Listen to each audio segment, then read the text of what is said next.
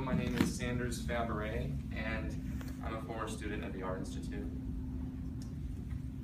My name is Fabares, and though I am not a student of Corinthian, I am a victim of education-based fraud. I am ashamed to say that I am a 2006 graduate of the Art Institute of San Diego. When I first heard about the Corinthian closures a year ago, I took it upon myself to learn more about the whistleblower cases towards Corinthian, the Art Institutes, and other for-profit schools. After reading the cases and the personal stories of students who attended, like myself, and comparing it to my own, I consider the for-profit college scandal to be just a modern form of fabricated servitude, a clear scam that takes advantage of people who want a better future.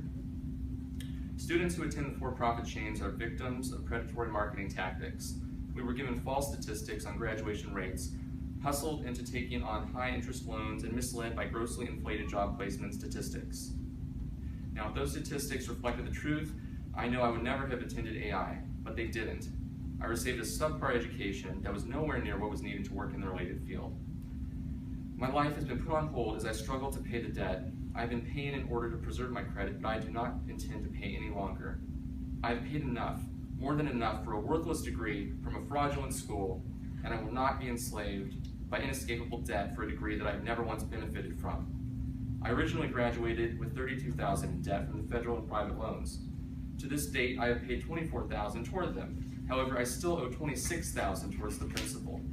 I was forced to use deferment and forbearance due to economic hardship after graduation, but I have never defaulted. My wife, who also went to AI, is much worse off, borrowing around $80,000 because they refused to accept general ed classes that she took at a community college. Together, we pay about $1,000 a month. But for what? How am I supposed to validate this huge monthly expense as anything legitimate? I will not give them the rest of my life. The stocks of the Art Institute parent company EDMC have been bottoming out for a while now, but when the federal government sued EDMC for fraud, the government got their money back, $11 million worth. Yet students, the victims of the fraud, still attempt to pay their loans or suffer the consequences. I find it very disconcerting that a company that has been accused multiple times of fraud continues to enroll new students to this day. This past summer, the Art Institutes held open houses almost every other weekend across the country, desperately trying to entice more students into their programs. Every student that signed up, if we truly care, we should feel the weight of this on us. We are allowing this to continue. We need to stop these debt factories from enrolling future students until all the pending lawsuits against them are resolved. I bet those court cases would be allowed to proceed tomorrow if this were the case. The department needs to accept responsibility for its failure to monitor these schools and make debt cancellation as effortless as possible. They have the opportunity to step up and finally protect students' interest. Do this by initiating blanket cancellation for all the outstanding debt from fraudulent schools.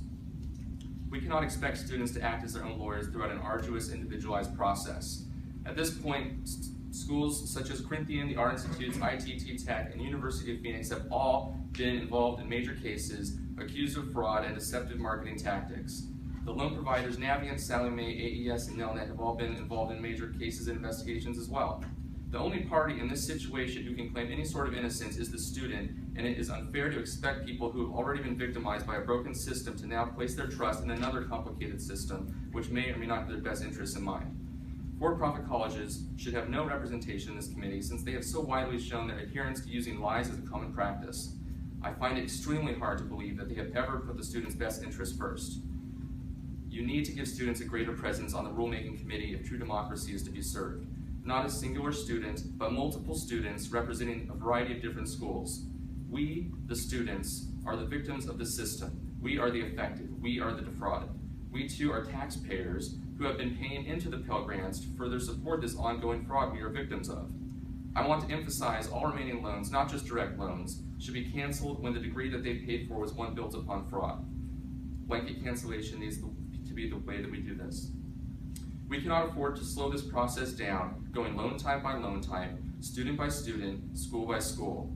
How many more generations of students have to default and cost taxpayer dollars? How many more people will, in desperation, be taken in by debt relief scams? How many more students will consider suicide as the only escape from this debt?